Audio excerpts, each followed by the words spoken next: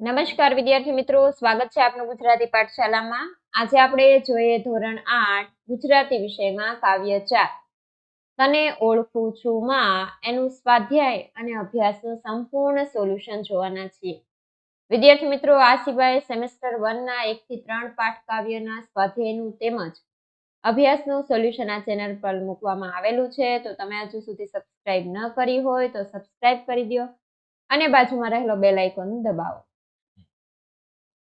ધોરણ 8 ગુજરાતીમાં જોઈએ પહેલા તને ઓળખું છું માનો અભ્યાસ। નીચેના પ્રશ્નોના ઉત્તર માટે આપેલા વિકલ્પોમાંથી સાચો ઉત્તર શોધીને તેનો ક્રમ અક્ષર પ્રશ્નના સામેના ખાનામાં લખો। 1. બાળકના ક્ષેમ કુશળ માટે માતાના મુખેથી કયો શબ્દ વારંવાર સરી પડે છે?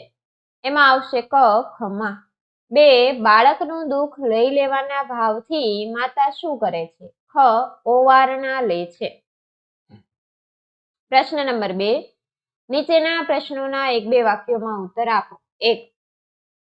કવિને માતાની લહેરખી ક્યારે અનુભવાય છે? કવિના જીવનમાં જ્યારે અનેક સંકટો આવે છે અને એની વેદના તેમને સહેવી પડે છે ત્યારે તેમને માતાની મમતાના વરસાદની લહેરખી અનુભવાય છે। 2.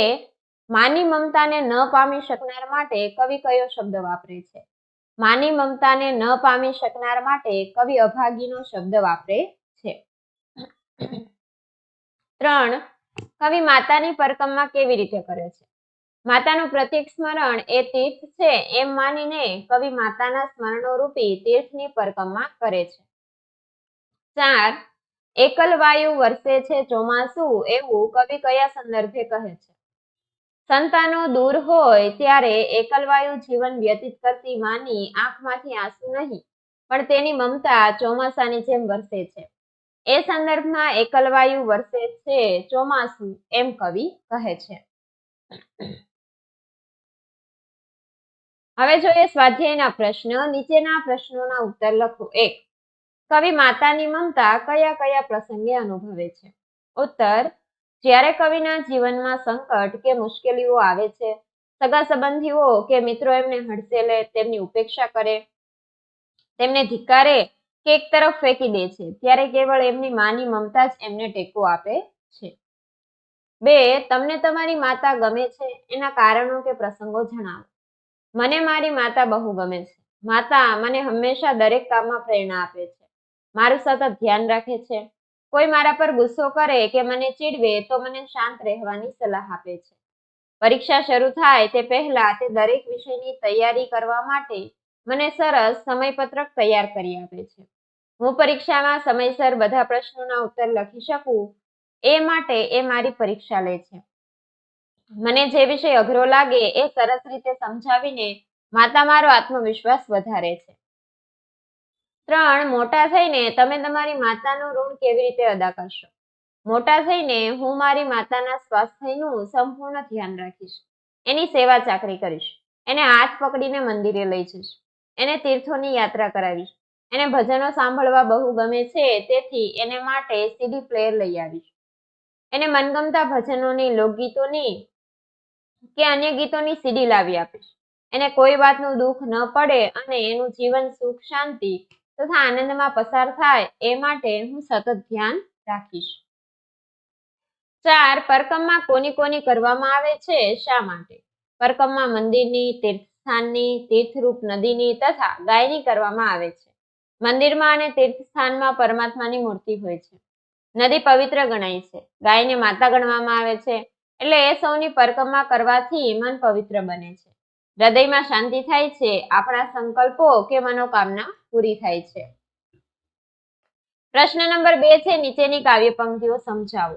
1. તરણા પેઠે ચાવે તારી મમતાના ટેકે। કોઈ મને તરણાની જેમ ચાવે કે મને કોઈ ઉપેક્ષા કરે પણ તારી મમતાના ટેકે જ મને પગ પર ઊભા રહેવાનું બળ મળે છે। તારી 10 આંગળીઓના ટેરવાનો સ્પર્શ મને થાય ત્યારે મારી વેદના પળવારમાં અદ્રશ્ય થઈ જાય છે। 2. ઘરથી જાઉં દૂર કરું પરિક્રમા। ઉત્તર: હું ઘરથી ભલે દૂર હોઉં છતાં તો મારી આંખ સામે જ હોય છે। તેવો કોણ અભાગી હશે કે જે માં ને આ રીતે સદાય ન પામતો હોય? મારે મન તારું દરેક સ્મરણ તીર્થરૂપ છે, એટલે સ્મરણોરૂપી તીર્થની આ રીતે પરિક્રમા કરું છું. પ્રશ્ન નંબર 3 છે મા વિશેની અન્યની કોઈ કવિતાની 5 પંક્તિઓ લખો. મણિલાલ દેસાઈની પંક્તિ આપેલી છે. આ સિવાય તમને કોઈ પણ આવડતી હોય તો તમે લખી શકો છો.